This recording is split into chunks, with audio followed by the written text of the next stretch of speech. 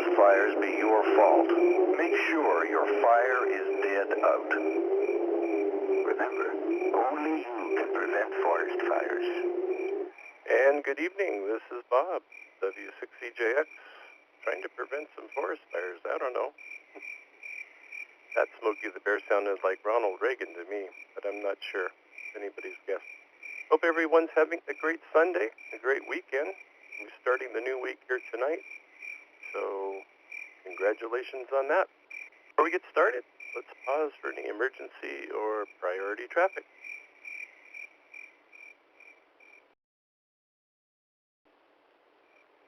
All right, hearing none. Nothing but crickets. We'll continue with the net. Stations with emergency or priority traffic can come into the net at any time with a double break, and net control will respond appropriately. The PAPA system is an open membership-supported system in the Southern California area with coverage from the Mexican border to Paso Robles and from the Channel Islands to Las Vegas, Nevada. If you're a visitor tonight to the PAPA system, I invite you to go to papasys.com. It's PAPASYS.com and register as a guest.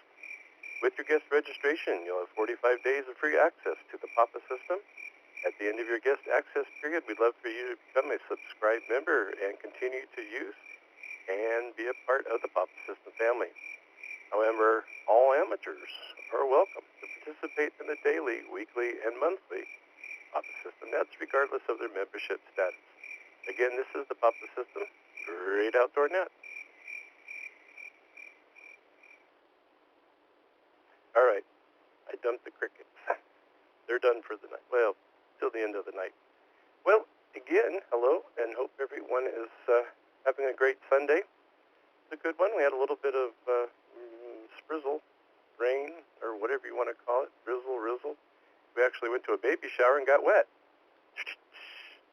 Anyway, but we did. We got a little sprinkles on, and so that was kind of refreshing, actually, but it was all right.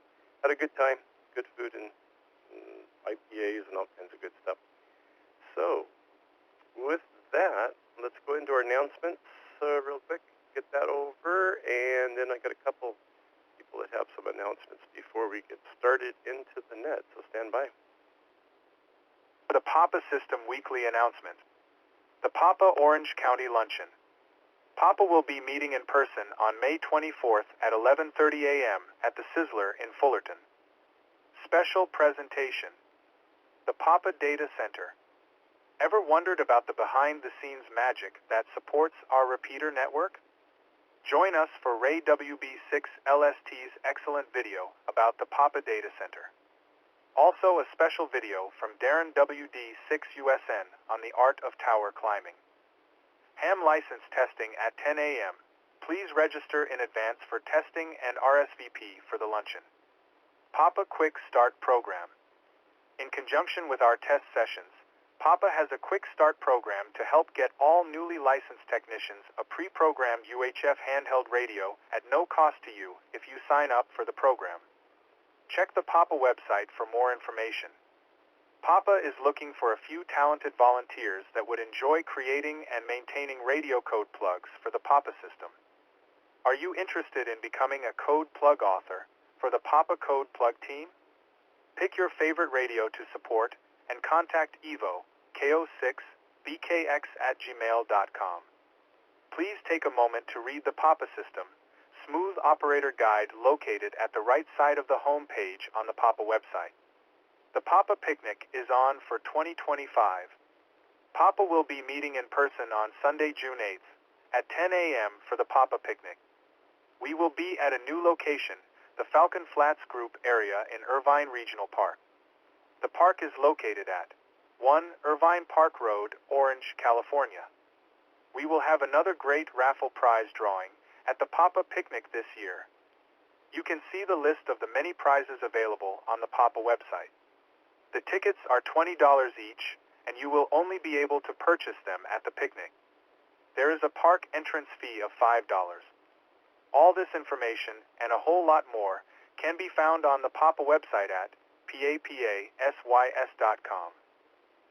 All right, there we go. And let's see. Yeah, the picnic's coming up. We got Orange County Luncheon this weekend.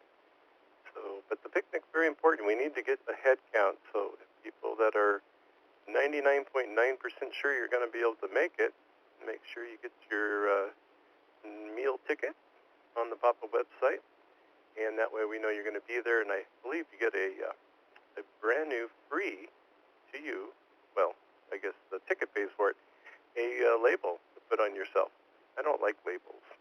I don't like people that label me.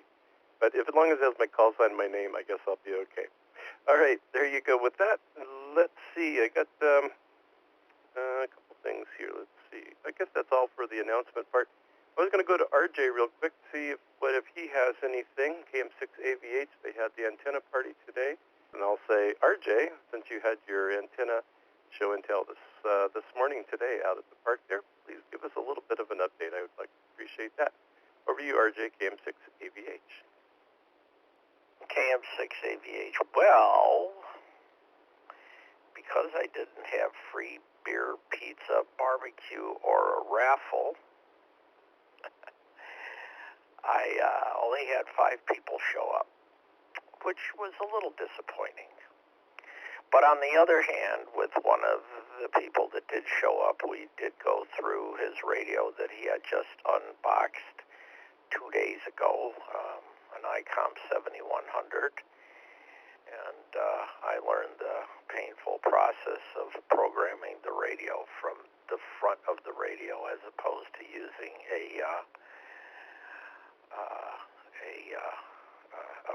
the Pro RTS programming. And so we got through it. We made a couple of contacts, and both on HF with an antenna that I kind of showed him how to string up in the trees, an end-fed antenna. And I pointed out a list of things that he still needed to make the installation a lot easier, like an arborist weight and some clips and some clamps and, a few other things. So from that standpoint, it was a success because one person learned about his radio, I learned about his radio, and we set up his antenna. And so based upon that one instance, the whole operation was a success.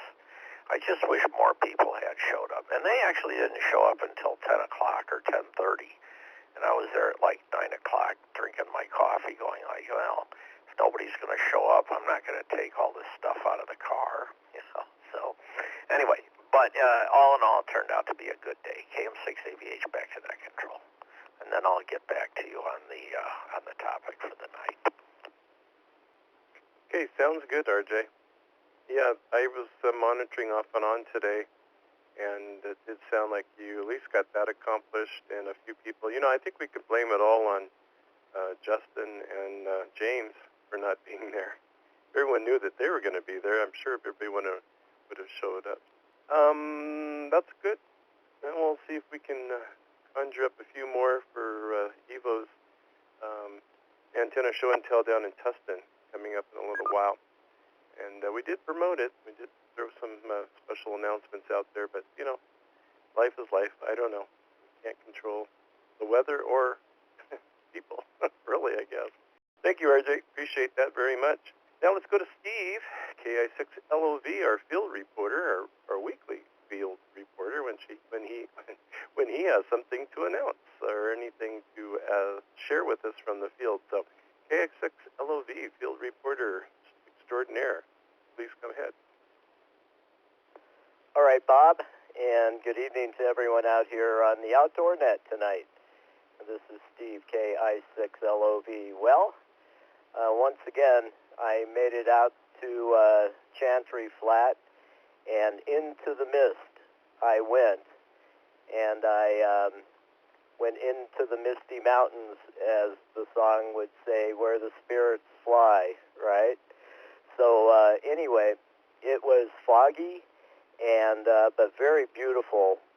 And it wasn't exactly raining at the cabin, but all the trees were dripping because of all the condensation. So that gave me all the benefit of the sound of rain without all the terrible consequences of being out in a rainstorm. So that was fun. I did not deploy my outside antenna because it would have been much of a mess to bring it in the morning and try to dry it all off and everything. So I only listened in to the round table last night, and it was fabulous.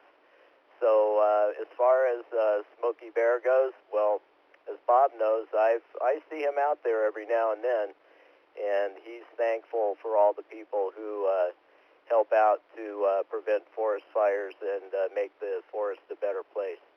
So with that, Bob, I'll give it back to you, and we'll talk to you again real soon. This is KI6LOV. Well, I personally like those misty morning hikes. I used to go on a few of them here down by Point Magoo, and it was just beautiful, and the fog coming up over the trail just doesn't get any better, and the ocean down below you, so it's a great place to go hiking. So sounds great, and yeah, that's really cool. Glad you had a good trip, and safe and sound. I heard you on the radio a couple times, and I went back to you today on your way home. I think you were on Papa 3, but you didn't come back, so I might have just got you at the tail end. Or maybe you switched over to a better station. I don't know. Let's see. Okay, thank you, Steve, with that. And I got one more thing for you guys. We'll finish this Smokey thing out here when smoke gets in your eye.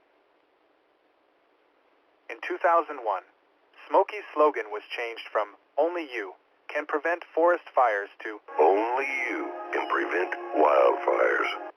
This was in recognition of the important use of controlled burns. Now, there's a lot more to that than that, but I didn't want to get going too far. But I thought that was interesting. I never kind of quite caught that transition from forest fires to wildfires, but they did bring that in and make that a change back in 2001. And then our good friend Sam Elliott came along and took over. Only you can prevent forests. I think I could probably do a good Smokey. I'm going to practice on that. Okay, so got that all out of the way. Let's see if we can take some check-ins tonight. The question I have for tonight to throw out there is, I grew up in the mountains, so yeah, Smokey the Bear was at probably every school event that we ever had, and anytime we went out in the forest, did something, he might have been at the trail, like Steve said, just making good PR and getting kids to be aware of how they make fires and campfires and how they put them out, or how they should put them out. And I was always under the impression that Smokey was a cub that was found by a forest ranger or a forest firefighter, let's say back in the day, and they named him Smokey. I mean, that was the tale I was told when I was younger. I want to find out what you were told, or maybe you don't really care. But from what I could tell, it was just a fictional. And, of course, it went on from there to be a fictional. You can't just have the same cub, bear, or whatever, going around. So they had to put a guy in a costume. So that was my question. That's what I heard when I was young. He was a little cub that was just stranded, separated from his mom, and during a wildfire, forest fire back in those days. And they took him in and, probably took him to a wildlife refuge, but they named him Smokey. So we'll see how that goes with that. All right, let's see who's out there tonight for the Papa System Great Outdoor Net. This is Bob W6CGX, and I will be net control for the entire evening. And if we have anyone out there who'd like to just check in, you can tell us what you did this weekend. You did anything in the great outdoors. Today was a good day to do it. Had some good weather down here, too. A little wind, a little breezy, but not too bad. And see what you were doing maybe this weekend. So please check in with me, W6CGX. Hotel November Golf. November and KO6JAW. WA9EIW. Kilo 6 Delta Victor. Kilo Oscar 6, Golf Whiskey Romeo. KD6. Kilo Oscar 6, Juliet Charlie Alpha. Kilo Delta 6 Romeo Charlie Mike. Alpha Bravo 6, Mike Bravo. I missed a couple, but not too many. I got the KM6AVH, KK6H and G. We got Ellen, K6TV. I've got GWR, KO6, GWR, KD6LLB, KO6JCA, I believe, KD6, RCM, Todd, and Jeff, AV6MB. So if I didn't just call your name or your call sign, I'll come back again. November 6 Alpha, KO6 DRJ, along with KO6JW. WA9EIW. Kilo 6, Alpha Foxtrot, November. November 6 Hotel Alpha Lima. Kilo Foxtrot 4, Papa Quebec Hotel. All right, I'm gonna pull up the tent stakes one more time. See what we can do here. Well, I got quite a few, so we're gonna get through them. I'll try to keep everything to a minimum on my end, which is impossible.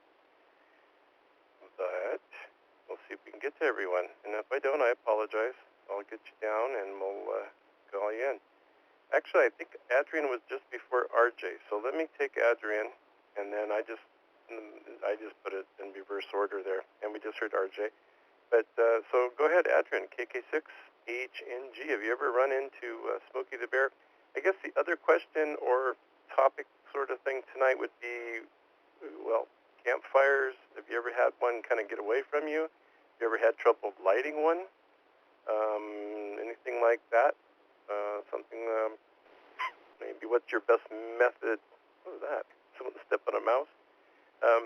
Squeaky boy. Oh, I do have a, oh, God, that was horrible. One of those rubber chickens, but that's just another story. Okay, Adrian, anything with campfires, trouble starting, putting out of control, burn the tent down, anything of worthy of mentioning?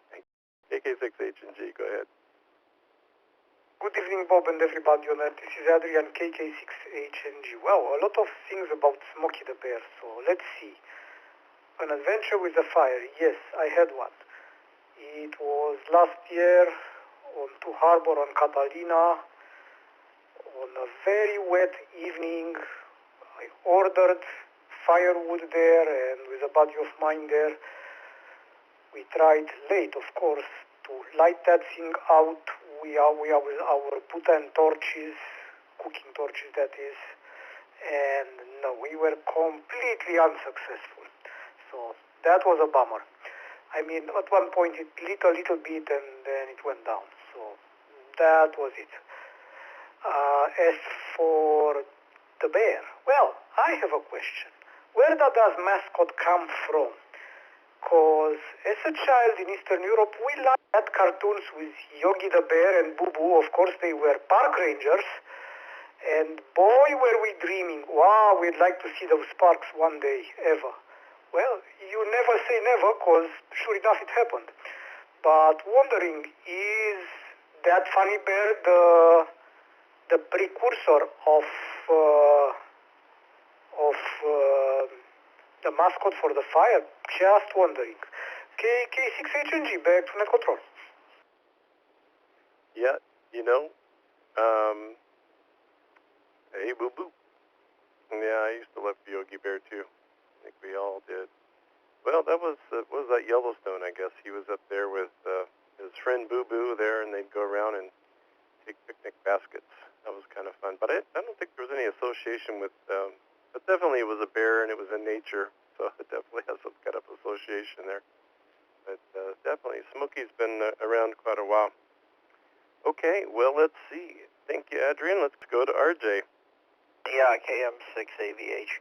You know, one thing I noticed as I was driving over this morning to the event was the first time I really paid any attention to the recording. And lo and behold, it had the wrong email address on it. And at km6avh@gmail.com, which is no bueno. That's km6avh@aol.com. So maybe that's why I never got any questions. So I'll have to make note of that next time. So Smokey the Bear. You know, I've had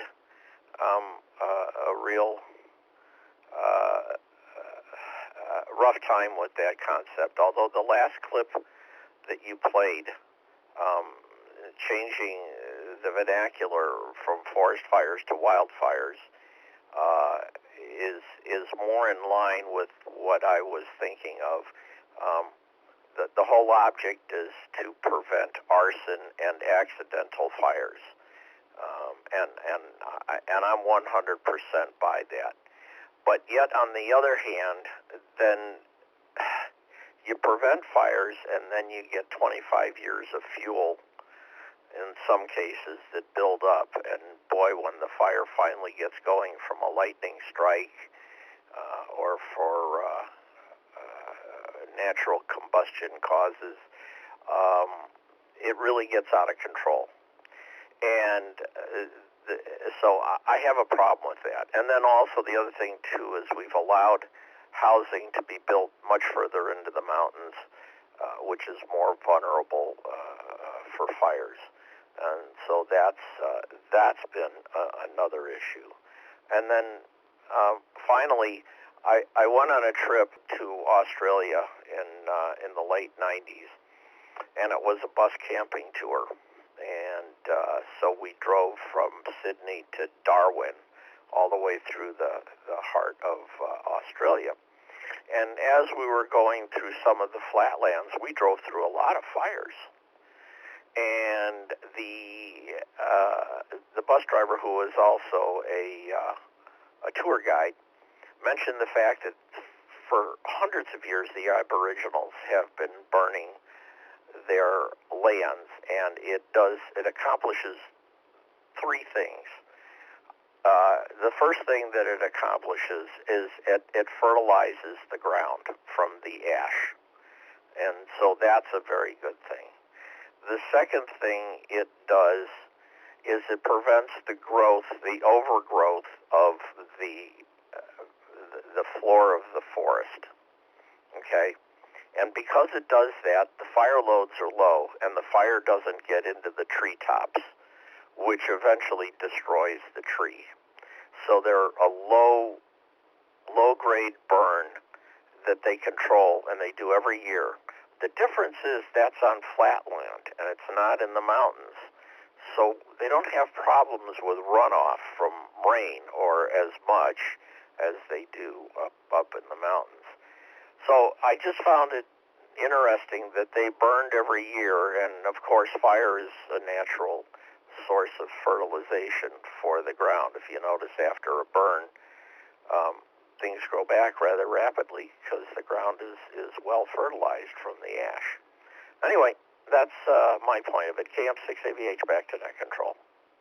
Yeah, that's really good. I think down in Australia they call it bushfires because it's out in the bush.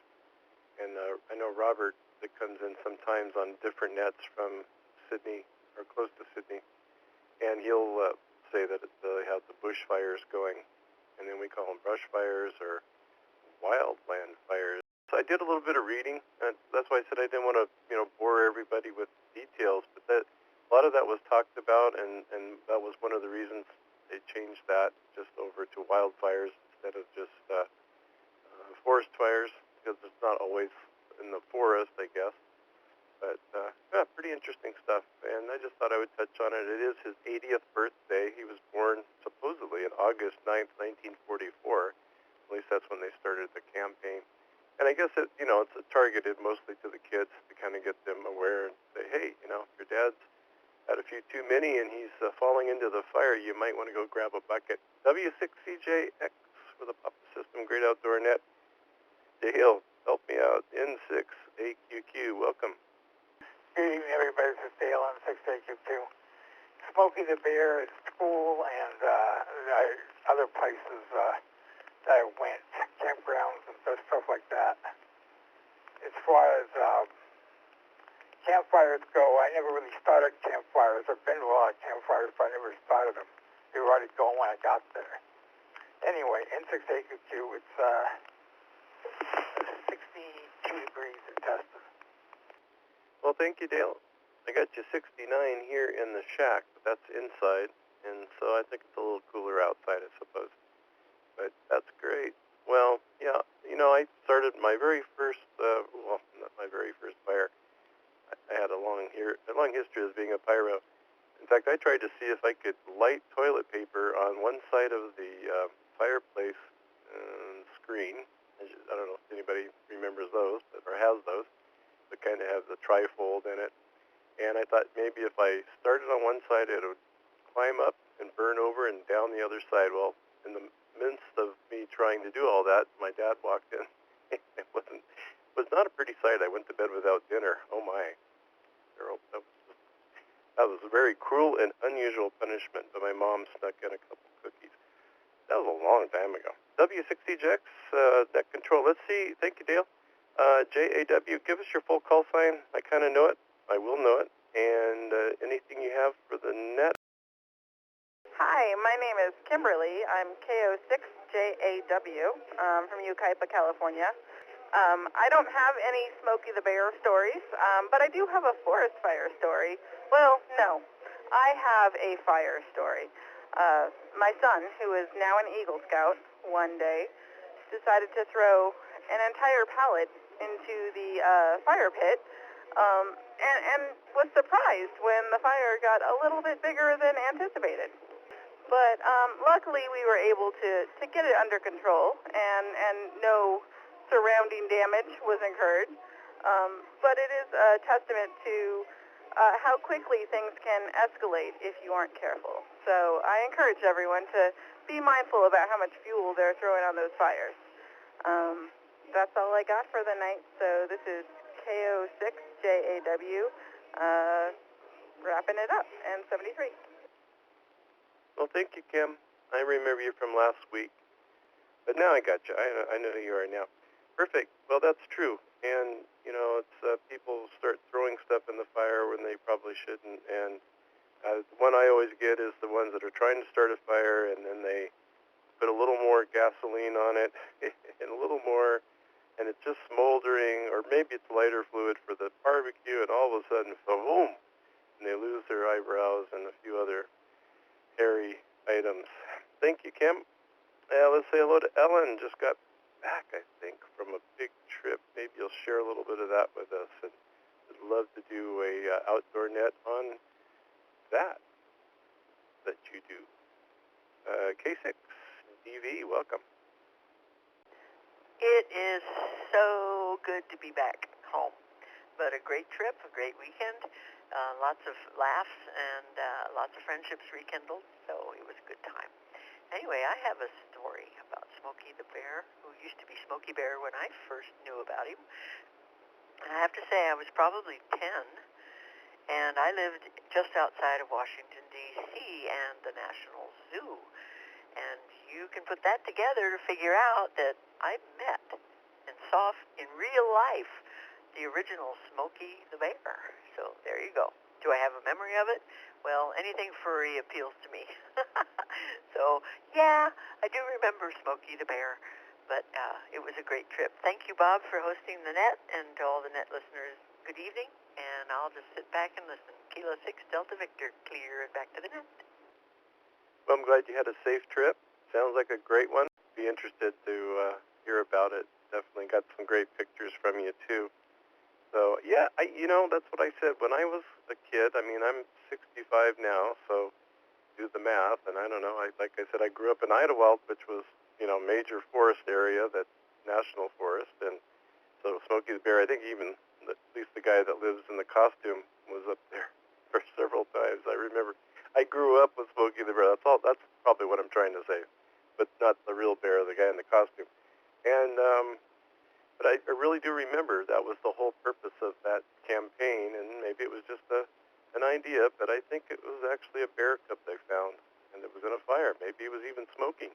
Okay, we'll continue. Thank you, Ellen. That was great, and good to have you back in town. Let's say hello to Rod, KO6, Golf Whiskey Romeo. What's going on, Rod, this week, and how are you checking in with us about Smokey the Bear and anything campfires and forest fires related? KO6 GWR. Hello, Bob. Thanks for doing the net. Another great topic. It's kind of funny how the last couple that you had has been pretty much right up my alley. And again tonight, I'm an assistant scoutmaster for a local Boy Scout troop here in Santa Clarita. And this weekend we took some of the older boys, first class and higher, up to Fort Tejon, where we did our JOT, which is our Junior Leader Training. And one of the topics that we worked on was called Leave No Trace. And this was more Leave No Trace when you're out in the backcountry. And the major topic was campfires. So it's funny that we were talking about that this evening. And it was basically Leave No Trace is not so much leaving a campsite better than you found it, but leaving a campsite in a state that you can't, no one else who came by would know that there was anybody there the night, days before. So we also discussed campfires, how to build them, how to keep them small, how to not have campfires near any rock croppings where you might have soot, scar rocks, so someone would know that there was a campfire there. So it's very interesting that this topic came up because we focused a lot on that. So the boys had a great time. We got a lot of clouds up there and a lot of wind up there last night. So, but overall it was a great trip, and I think they learned a lot about how to make a campsite better than the way you found it. So back to you, Bob, and the net. KO6 GWR. Clear. Well, thank you for that, Rod. Yeah, that's really a good motto and a good way to live by for making sure that you left it better than you found it. And usually that means that you found trash, you found stuff that people left, so you're making it a little bit better than it was. But also in the same respect, you want to just make sure that you don't add to that. Or and it seems like when my years of backpacking back in the day, the further you get out away from, let's say, the trailhead, but the further you get out and you really have to hike. I mean, these are the hardcore people that can actually do backpacking overnight, not just the daily yahoos that are going up and down the trail, littering and all that kind of stuff. That when you get further away is what I'm trying to say, is that more of those types of people, they're there for that reason. They're there to enjoy nature and to kind of leave it the way it should be. So, good point. I really like that. Well, thank you, Rod, for stopping again by, and we always want you to be here if you can. Let's say hello to Logan, KD6LLB. Good evening, Logan, and welcome. Okay, it takes a long time for Papa 4 to drop. Good evening, Bob, and everybody on the net. This is Logan, KD6, Lima Lima Bravo, on Papa 4. And, yeah, sorry, didn't mean to cough in the microphone. So, yeah, I can't think of one I've seen anything purporting to be Smokey Bear, a guy in a costume or anything like that. But yeah, definitely was, I mean, we were just big fans of camping, and Smokey the Bear was part of it, and we were 100% on board with the fire prevention program, and I think we were relatively careful with fires. I mean, I don't know, we could have used a little more supervision maybe. One thing that made a difference, I think, is when I was very young, and I mean, like, probably the first times I was allowed to go wander around the neighborhood with all the kids there, some older kids in the neighborhood happened to be experimenting with fire, if you could call it that. It's kind of an escalating contest to see who could burn the most outrageous thing. And finally, someone poured, I don't know how much, a substantial amount of gasoline in a washing machine. I still laugh about it. In a washing machine tub. And I'll just say that made an impression that I'm sure nobody there will ever forget. And it sort of gave me some perspective. It didn't mean that I had good judgment, the whole time I was growing up, but I had an idea of nothing was injured. It was just the scale of it got our attention. I mean, we were a bunch of kids watching this giant flaming mess, and couldn't believe we had done it. And so I had some perspective on how things could go wrong.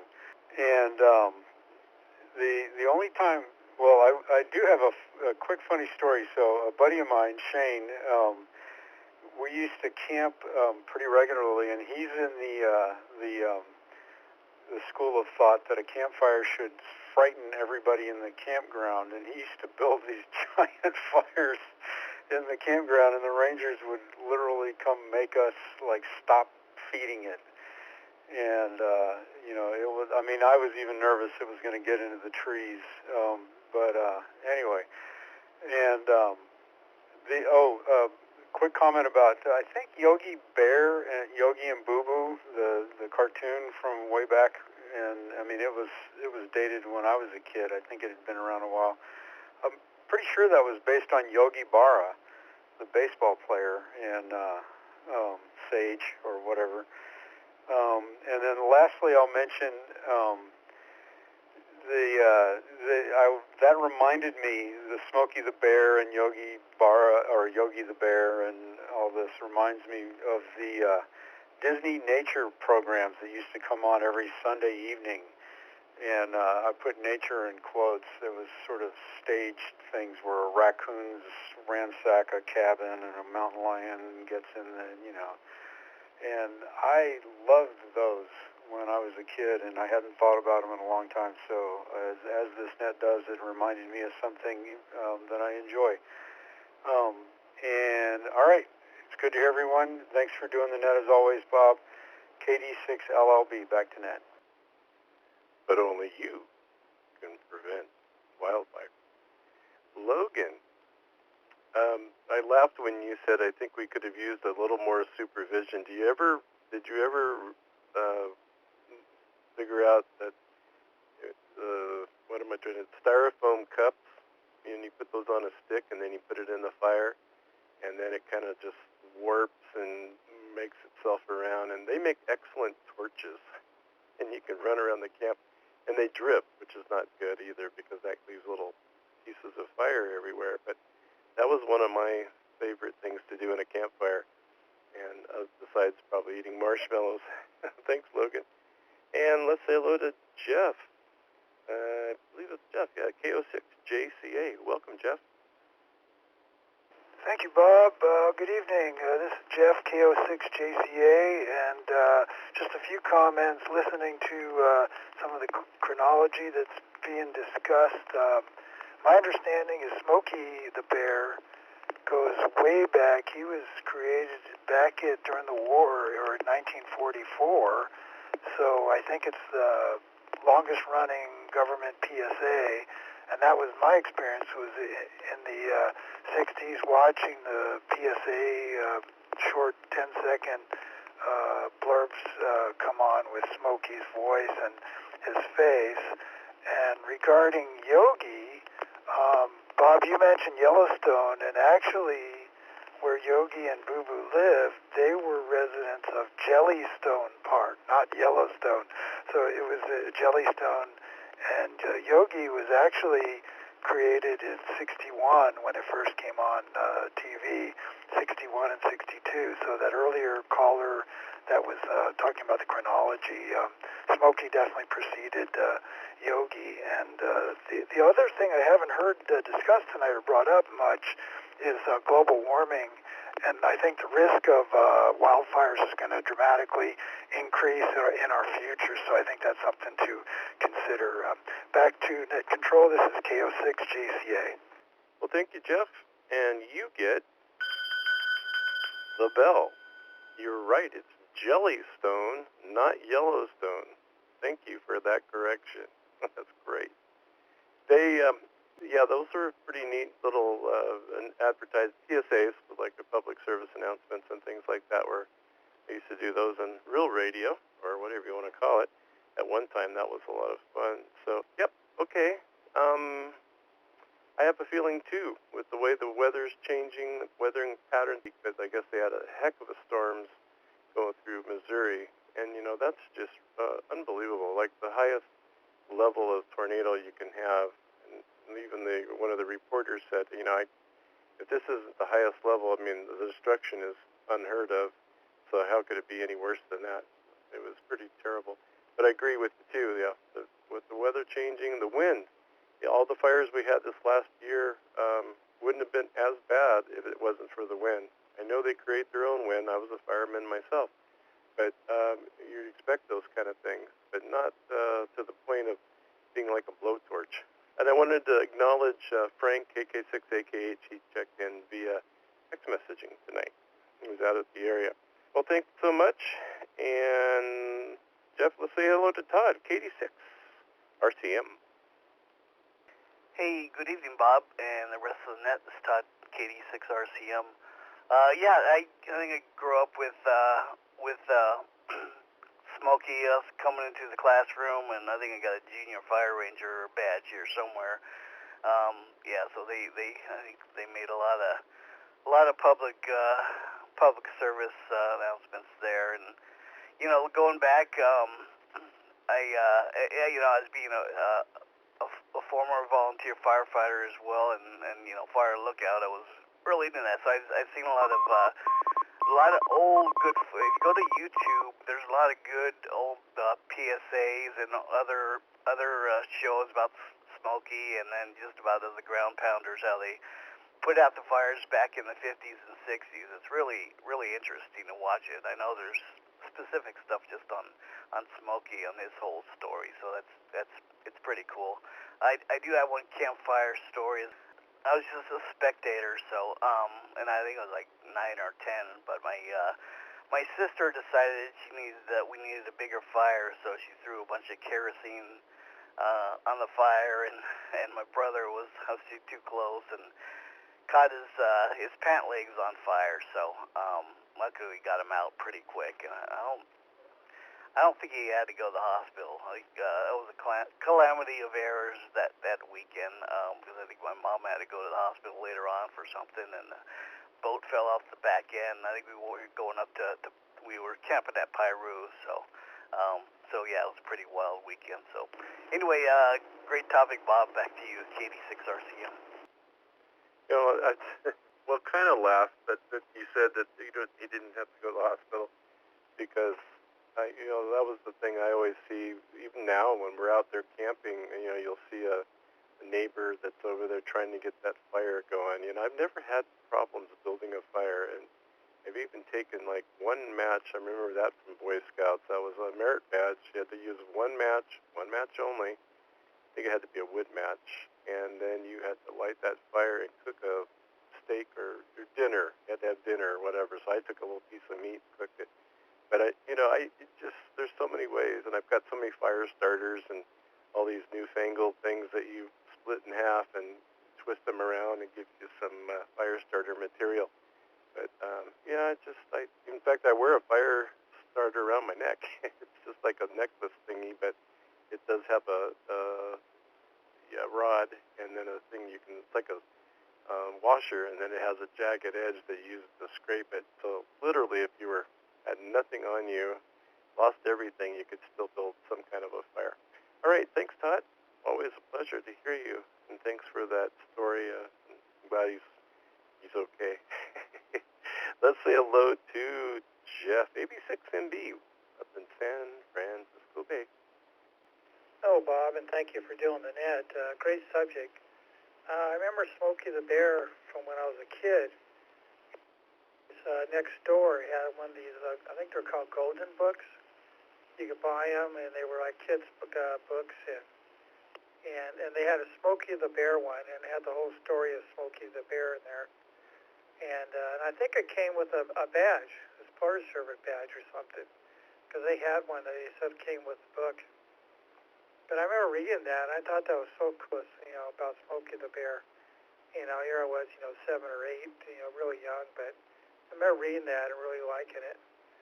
Yeah, I've done a lot of camping with the Boy Scouts and with my buddies, and we always just made fires in it. The same place most people would make fires whenever you went out in the wilderness, like next to a lake. You could see a spot where obviously there had been a fire there before more than once, and so that's where we would make our fires. Otherwise, they had the cement pits. that with the grill on top of it. But yeah, I remember Smokey the Bear very clearly, and that was pretty cool hearing about him tonight. I really don't have anything more to add. Everybody's covered it pretty darn good, but it was a good subject to have, Bob. So back to you, AB6MB. Well, thank you, Jeff. That could be where I got the story from. Maybe it was one of those golden books that had this. Because I remember a book too, of Smokey the Bear, and everybody used. I think that was like one of the favorite books in our kindergarten or something. Where was it? I saw it. But I think that's where the whole story of the bear cub was found in a fire, and because it is a good story. Now, whether it was true or not, I don't know. But it could have very well been. You never know. All right. Well, thank you, Jeff. Glad you're doing well up there. Good talking to you earlier today. And let's hello to Steve. I think it's Steve. WA9 Echo India Whiskey. Is that correct? And if not, let me know. That is correct. WA9EIW. My name is Steve, and I'm here in El Cajon, and I'm currently on Papa 15. Hope you can hear me. I'm on a handheld in the apartment. And I remember Smokey the Bear. I grew up in Indiana, and Smokey the Bear would come on TV in black and white. I'm about 70 years old, so I saw some of the old broadcasts. I didn't really know what he was about. I didn't know what a forest fire was, because the moisture content in Indiana and the small forests that we have around were mostly private lands. It wasn't a lot of public land. But I did move to Arizona in my late 20s, and I became a mountain biker and was very familiar with maintaining campfires and overnight trips and long trips on mountain bikes and in the wilderness. So and I had lived in Yellowstone in 1976 for 3 months, and very aware of fire safety and appreciated Smokey's message. Back to net, WA9EIW. Well, thank you, Steve. Yeah, you came in just great, coming in from your little cabin in the woods. Speaking of which, we're going to have Steve's little cabin in the woods coming up next week, kick off summer. Let's get a little report from him and come up with some of those favorite cabin stories. So come back for that one. That should be a lot of fun. And yeah, thank you, Steve. That's there's a lot of things that we can do to help prevent things from happening. And I think for the most part people are good, but I've seen some pretty stupid things being done at campsites, especially more now as I'm older and I've got an RV type of camping, and boy, I just can't believe. Like I said, after a few of these adult beverages, sometimes people get a little crazy around the campfire. So we prefer going to camping during the week when all the people are having a really good time. Go on the weekend. Let's say hello to John, K6PFN. Welcome, John. And how are you doing in the great outdoors?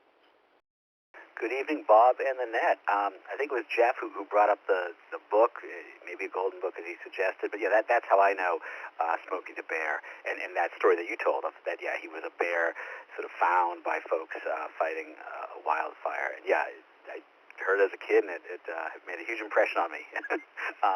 But I do, I think one thing I hear in not talking about forest fires but wildfires is just that huge dry grassland can go up on fire and be terrible.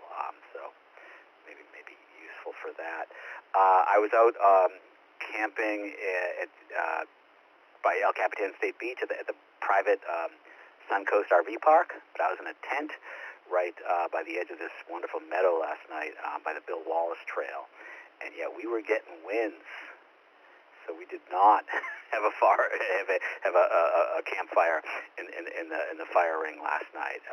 It was just me and my son were in the tent, but it was part of a bigger camp out with his school, his elementary school, junior high. But yeah, it was windy last night up there. But anyway, thanks for that. So great hearing everyone and all their stuff on that. Send it back to you, K6PFN. Well, good idea, John. I appreciate that. I thought I was losing it, especially when I was trying to find some information. I do spend a little time researching the net. I don't just, let's just do the net. I know it sounds like that's what I do, but I actually do spend some time on Google and AI or whoever those different people are and try to find some interesting stuff.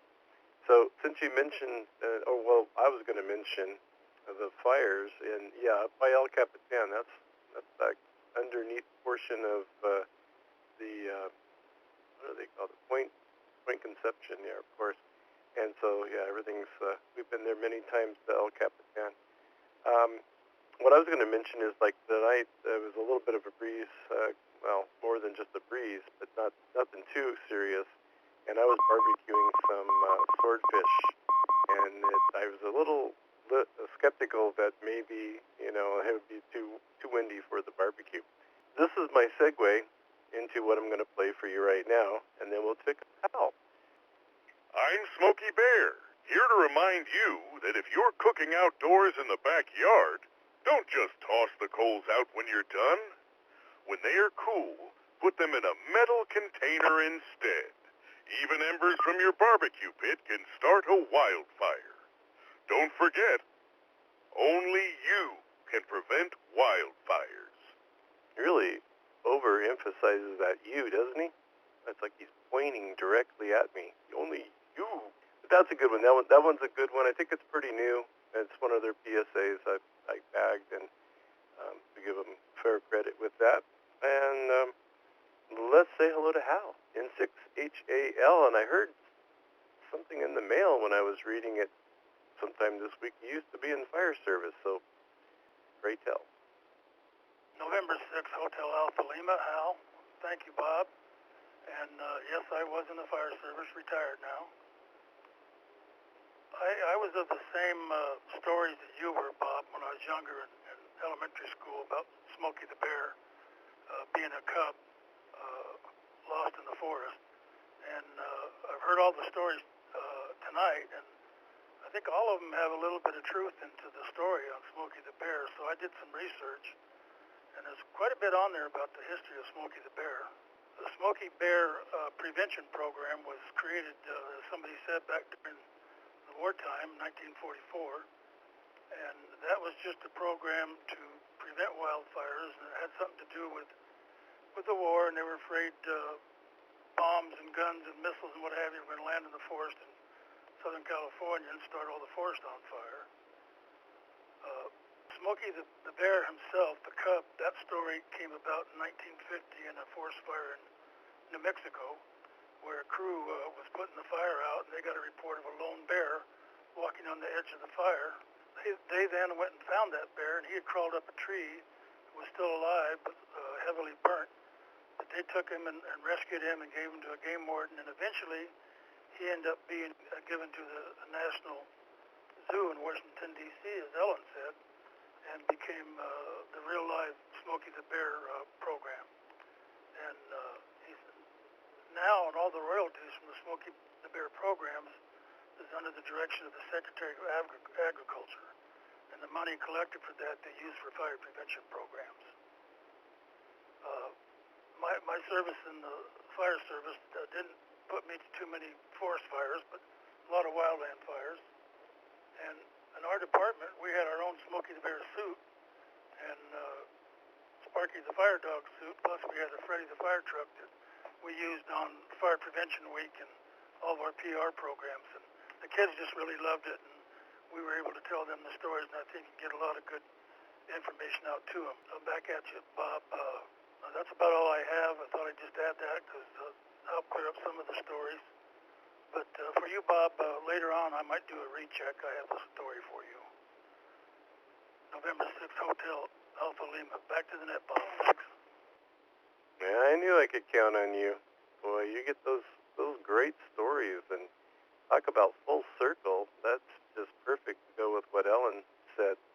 Actually seeing Smokey the Bear at the zoo. And when you started heading that direction towards the Washington Zoo, I wondered if that's where you were going, and you did.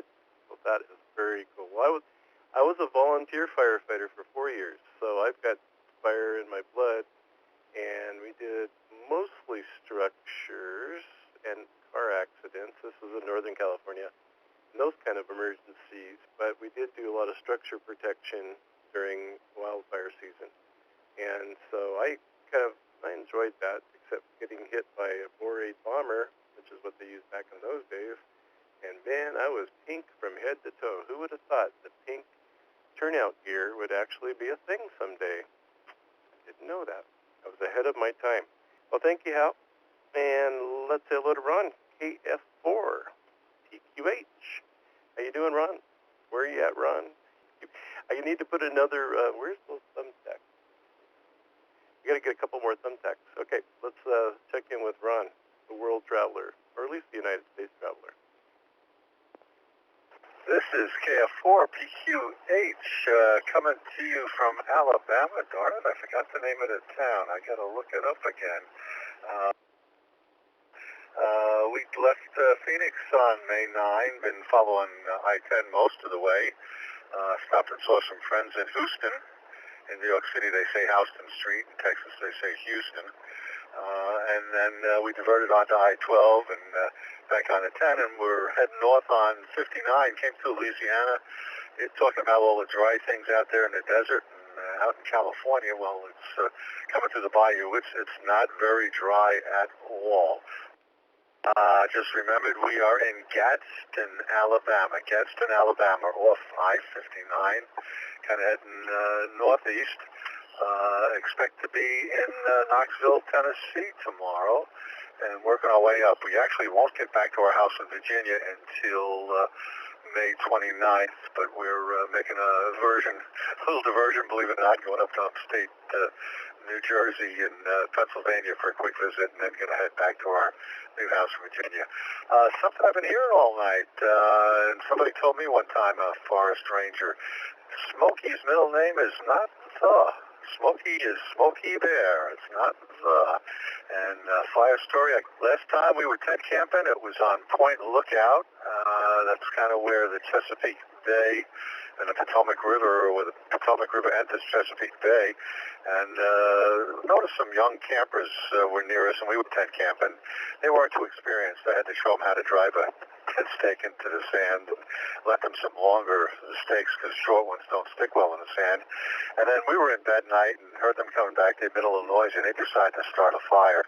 And so they took some Coleman's fuel, which you all know is white gasoline, actually, or unleaded gasoline. And they thought they'd put that on the fire, and it went whoosh.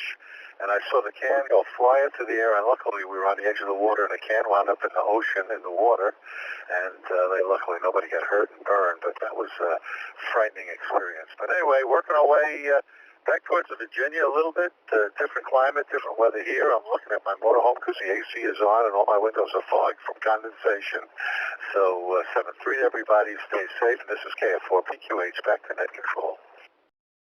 Well, thank you, Ron. Sounds like you're in a sticky situation there, yeah. Sounds like the humidity is getting a little high. Well, sweet home Alabama. We love it. That's a great state. I went through it, I believe, on my way back from 9/11 when I was in Florida. We won't go into that. But it was, for considering the circumstances and what just happened to the United States being under attack, it was one heck of a nice ride back to Dallas, Texas, anyway, from Florida. I enjoyed that. Probably would have never done it. All right, Ron, sounds good. Gaston, Alabama. We got you in the map, and at least it's somewhere close to where you're supposed to be there, and we'll keep an eye out for you there. All right, let's see who else is out there in the great outdoors. This is Bob W6C Jack, your net control stations for tonight's Papa System Great Outdoor Net. Let's see who else we have out there. I might have missed one or two. I do apologize, but I'll get everybody if we can. Anyone else would like to check in with us, please come now. K0WDM6BPA with a late check-in. KO6GRJ, still standing by. KN6UYZ. KO6WAX, backdoor smoking. KC6WTN. Okay, let's see. I got like 7 more, but I think I might have missed one. I got WDG, Whiskey Delta Golf, James, I believe. And let's see, I got Ray, VPA. I got a DRK. I got UYZ. I got BKX and WTN. I'm just doing suffixes at the moment. Did I miss someone? K6COZ, Tom. GRJ is Golf Romeo Juliet. KO6 GRJ, still here with KO6 AAW. WA6 backdoor Smokey. I couldn't tell if that was interesting, if that was Brian or not. WA6 backdoor Smokey? I'm not sure. Well, we'll keep it on the log, just in case. Okay, then I got you, Jeremiah. Sorry about that. I should have got you in a little sooner. And I think Tom's kind of on his way to bed, so let's take Tom real quick. I apologize. So everyone stand by. K6COZ. He gets a, well, maybe he's off on Monday. Who the heck knows? Go ahead, Tom. Hey, Bob. Thanks for squeezing me in. I just wanted to say hey and checking the net. Yeah, Smokey the Bears. Only you can prevent forest fires. That's for sure. Remember that commercial. I just want to say hello and thanks for doing the net. And hey, we might try to squeeze in some camping in pretty soon, but we're going to go Alma and I are going to Palm Springs here pretty soon. That's our we're going to have a little getaway for her birthday, but that's about it. Thanks for doing the net, Bob. Net Control, K6COZ. Have a good evening. K6COZ, Claire. There you go, Tom. Yeah, I just wanted to make sure I could get you in, and I know sometimes it gets late, so I appreciate you stopping by and saying hey. And remember, did I talk to you this weekend? I was on the radio a little bit off and on, but I don't know if I did or not. I was hoping I did. Okay, thanks, Tom, and have a great week ahead. And let's say hello to James, K-Dog. No, there's no WDG. I'm looking at it. He's got it on your KOWDG. Okay, let's try that. James, what's going on? Welcome. Hey, Bob. Thanks for doing the net. And yeah, I've been in the antenna lab too much, and I couldn't make it down to that antenna show until today. But other than that, we're just trucking away. I got some new stuff I've been working on antenna-wise, which is kind of cool. And the Smokey the Bear thing, it's great. You know, I remember him coming in when I was in preschool and talking to us about not starting forest fires, and I spent a lot of time back there in the backcountry, and I guess it stuck, and his message must have made it through. Other than that, not much more to report. I'll send it back to net, K0WDG. Well, great for stopping by tonight, James. And I heard Justin the other night. He was heading out, I guess, going to his folks. And he was on the clear node and using Starlink. That's pretty impressive. But he sounded great as he was driving along. Or maybe you guys were together. I don't know. I don't know the whole story. It's probably none of my business. You should have made it. No, I knew you couldn't because I heard you talking to RJ this morning about the trip to Italy and get canceled. So while I was working around the house, I had it on. But good that you are there and tonight. I appreciate that. All right, let's move over to Ray, KF6, VPA. And for those that have been through the YouTube cycle there, we do have that Fire Mountain Lookout, which I really love that particular net that we had, and Ray was involved with that. He graciously told us about his times up there, and a lot of good information up there for sure. So it kind of goes hand in hand with Smokey the Bear, checking out for smoke. Let's send it over to Ray, KF6 VPA. Welcome, Ray. Yeah, I'm sorry I get here so late. This is KF6 VPA. I host another net before this, and I scurry over here as soon as I get done, but always miss the fun. But I do enjoy the YouTube, that you put it on there on the YouTube so I can follow up with it later, and I've enjoyed quite a few of those. But yeah, I think it's my 15th or 16th season as I'm just a volunteer. I only do it 1 or 2 days a month sometimes. Fire Lookout here in San Diego County, but that firefighter you had on a couple folks ago, sounds like you worked for CAL FIRE, but yeah, having to wear the suit and play Smokey the Bear, and was it Freddy the Fire Truck, and there was another one, I can't remember. Sounds like he was with CAL FIRE, but yeah, he really did his research. He gave all the facts on Smokey the Bear that I had believed to be true, too, that there was actually a bear somewhere that started it, and that was the one burned in New Mexico, I think it was. But good campaign. I don't know how successful it was. I mean, you can't deter the arsonists, it seems like, and those are the guys that really scare me. But anyway, looking forward to a good season, and I was just about to be medically retired, and I'm going to have to go look for another job. So thus ends my fire career. So with that, back to net control.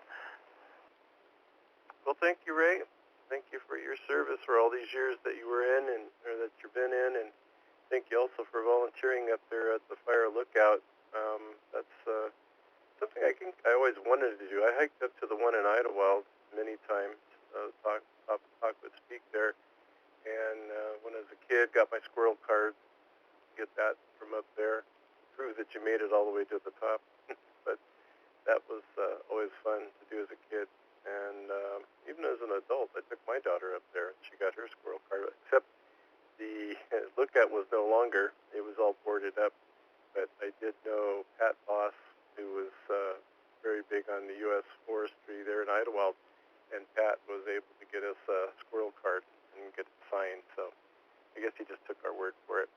All right, Ray. No, you're never late.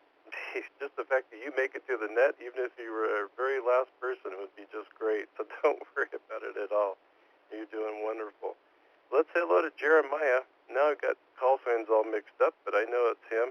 So let's welcome him to the net. And anything you have for the net, Jeremiah? Hey, Bob. Thanks a lot for holding this net. Definitely enjoy checking in. I'm sorry that it's been so long. I know I was here last week, but before that, it's been a while. So the two things that I have to say about it was, of course, the wildfire portion of it started. I think we all looked at the same information packet, but the wildfire portion that we had to concern about is during World War II, a Japanese submarine shot a oil refinery off the coast of Santa Barbara. I think it was Santa Barbara, and then that's where the issue came into concern of wildfires starting in California. That's during World War II. Everybody was mentioning different things about Smokey Bear, so that's when they started doing that. That was 1942. On the other side, on my side, when it comes to wildfires, I think that I've learned that a really good way of putting out your fire is by using powdered milk. It doesn't burn very well, sucks out a lot of that the liquid from anything that's there, but it smells really bad. So in an emergency situation, I would suggest using powdered milk to be able to suck out that fire and smother it. Back to you, Bob. Now let me see if I'm getting this right. The people calling in are doing more research than I did. That's fantastic. I can't ask for more than that. Wow. Thank you. And each story is kind of like supporting the other story, which is really cool too. Okay. No, thank you, Jeremiah.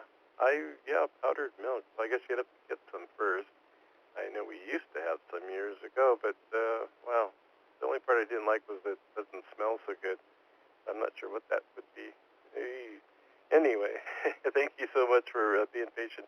Got a good brought you in. I think you came in right this time with Kim, but anyway, got kind of confubulated up there, and you'd see my page right now. You'd kind of know why. Anyway, take care, and I'm glad you're here. You made it 2 weeks in a row. Let's make it a habit. It's a great thing. UYZ, John, I believe it is. Give us the rest of your call. It's been a while since I could find you in my forward log there, but we'd love to hear from you. How you been?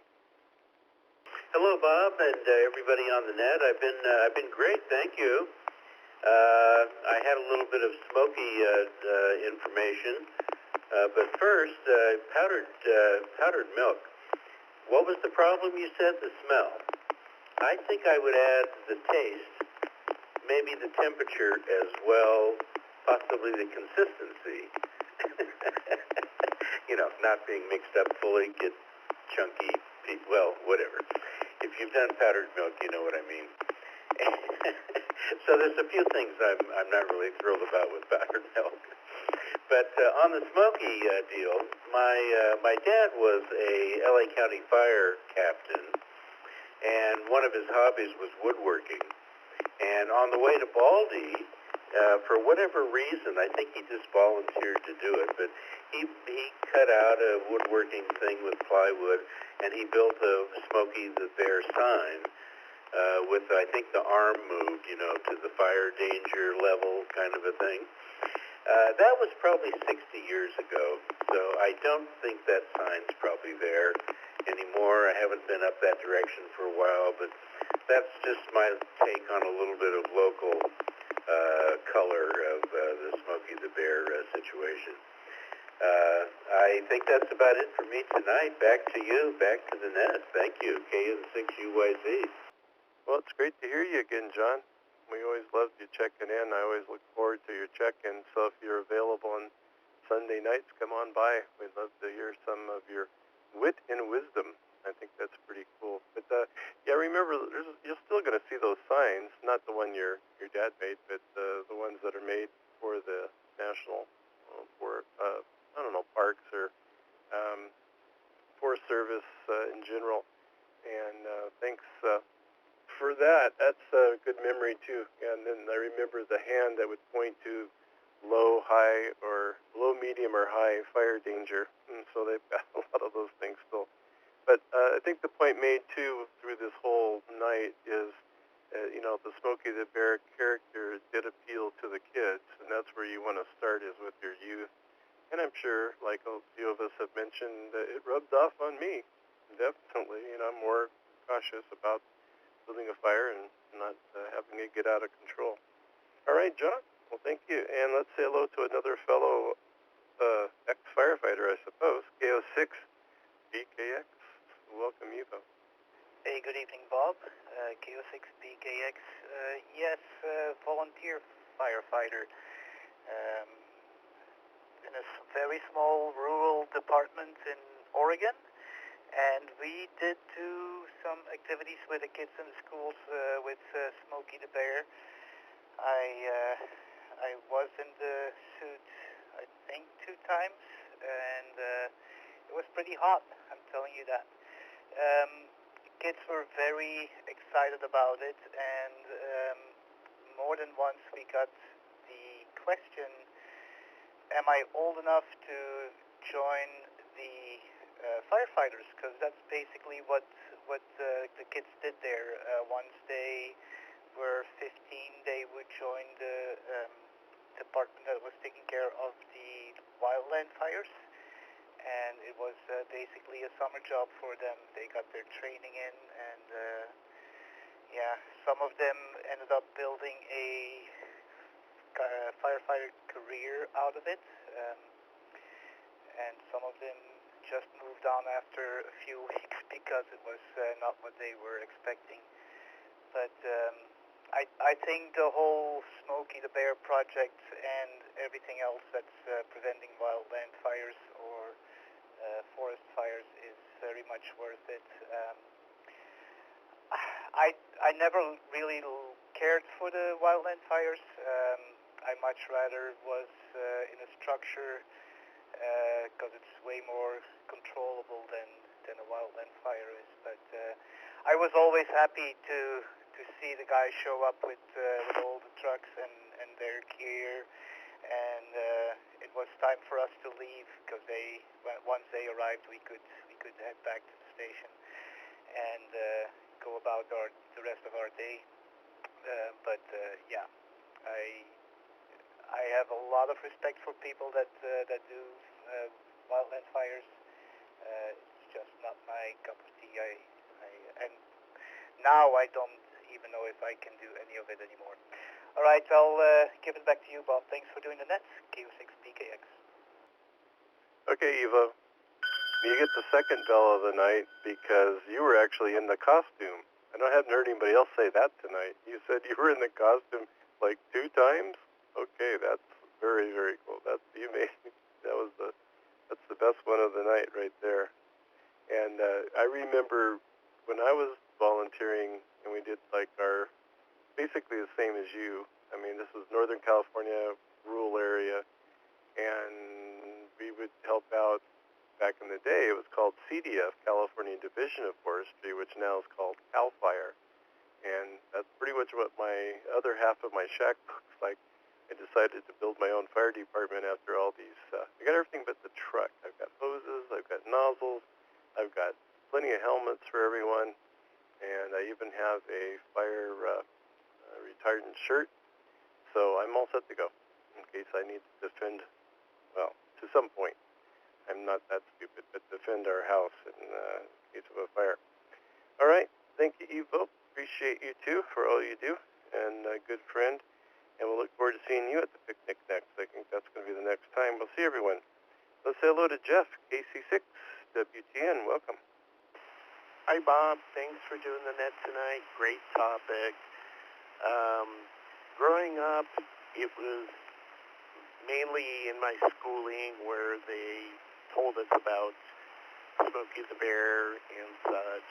And in the San Joaquin Valley, there wasn't a whole lot of, there weren't forests, so we didn't pay too much attention to it. So mainly that knowledge was when my family would go camping up in the Sierra Nevadas, and I just had to make sure that, you know, we put out our fires properly and such. But I do have a wildfire story. So I bought a new house in Castaic around 2000, and in 2000 or 2001, there was a wildfire that broke out over the hill from me. We were up about 1,000 feet up in the hill, and I remember being at work watching the news, and it was getting too close. So I thought I would leave work early and go home. And as I drove up the hill, it got darker and darker and darker. And the skies, by the time I hit home, were brown and orange, and I knew something bad was happening. And I remember turning on my windshield wipers, and it was blowing ash off those wipers. So I made it home, and here I was ending up in the backyard with a hose and a nozzle, blowing water on my eaves because those were wood. The roofs I wasn't worried about because they were those tile roofs, but the eaves were susceptible. And I remember low-flying aircraft dropping water and such, so helicopters, planes 100 feet in the air dropping water off, and it was a scary time, but they were able to knock it down on the other side of the hill, so I made out okay, and I'm thankful for the LA County Fire Department for making that happen. So that's my story. KC6 WTN, back to net control. Well, great stories tonight, and that was ended up good. I mean, after this last year, and there was such destruction, I don't think anyone's safe. I mean, myself included, and people in this neighborhood. But we had fire not that far away, and you could actually see the glow and some flames from the front of our yard at one time. That was a few years ago. That could have been the Thomas fire, maybe. It came through Santa Rosa a little bit. And they got that part out, but then it went on up through Ventura. So, and then like Jeff was saying too, the eaves, of course, we have a stucco and brick, and then we've got we don't have we've got ceramic type tiles, even though they're not like the Mexican style tiles. But there's the eaves, and then there's these vents that's like right in front of the garage here where I'm at, and I've thought about putting something maybe magnetic that I could put up there, like a big sign that's magnetic, and put over it, because at least during the fire, they keep maybe the embers from going inside, because that goes right into the attic, and then it's over with once those go in there. So I was trying to think of something like that to do. Okay, this is Bob, W6CJX for the Papa System Great Outdoor Net, here on Sunday evenings at 8 p.m. And if anybody wants to catch up on any of the nets, or if you missed one, or you just have nothing absolutely to do, or you're having trouble getting to sleep, you can go to the Papa website and go through the YouTube channel there, and you'll see each week I put one up about Monday, noon, 1 or 2 o'clock in the afternoon. This one will go up tomorrow. So just archived, so in case anybody missed one or wants to casually listen, I go back and listen to them myself. I think some of them are pretty informative. All right, one more last call. Just one last call, not one more. Just one last call. See if we missed anyone or any late or missed check-in. N6HAL recheck. All right, perfect. So we've got Hal for his recheck, and you got plenty of time. So go ahead. It's all yours. N6HAL. Thanks, Bob.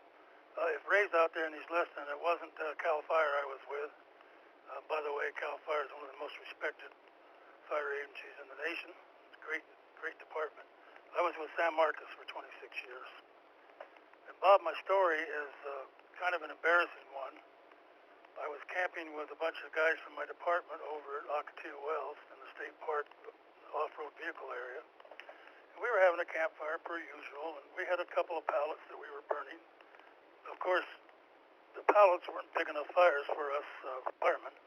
So one of the guys had a Volkswagen transmission housing. And he threw that on the fire, and if you know what that's made out of, it makes a pretty bright white fire. That's a magnesium alloy. And pretty soon, here comes this red light comes flying into our campsite, state park ranger. Here we were, all firemen, with this big fire going, and we knew we shouldn't be burning it, but what the heck, we did it anyway. And the ranger walked up to us and he says, "Are any of you guys chemists?" And of course, he was trying to be funny, but we said no.